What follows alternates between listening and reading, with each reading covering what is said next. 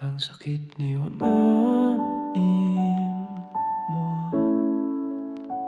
mas matindi pa sa kamatayan.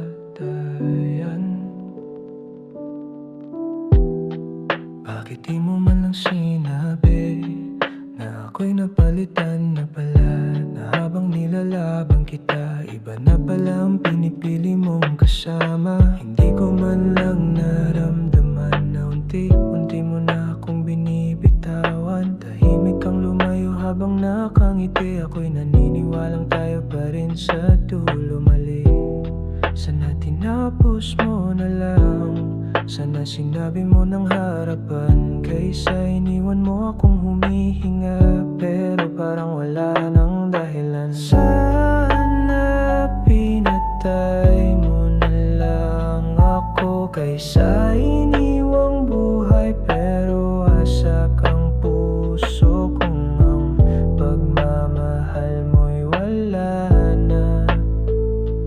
Ba't mo pa ako pinaasa? Mas okay pa sigurong wala na lang ako, kaysa mabuhay sa alaala mong malabo. Ginawa mo akong multo sa kwento nating natapos ng tahimik at totoo.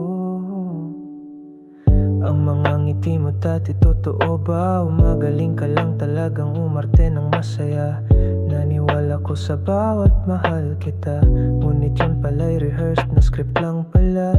Hindi ko hiniling na bumalik ka, pero sana bago ka lumayo, pinatay mo na lang ako sa totoo at hindi sa dahan-dahang paglimot. Sana pinatay mo na lang ako, kaysa iniwang gumagapang sa tanong ko kung mahal mo pa ba ako noon, o ako lang ang nagmahal mag-isa hanggang ngayon.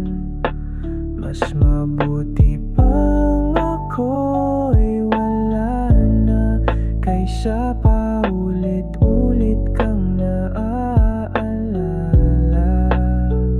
sa bawat gabi ng katahimikan, kung saan ako lang ang may sugat. Hindi mo man ako pinatay, pero yung iniwan mo, yun na rin ang dahilan ng pagkamatay ko.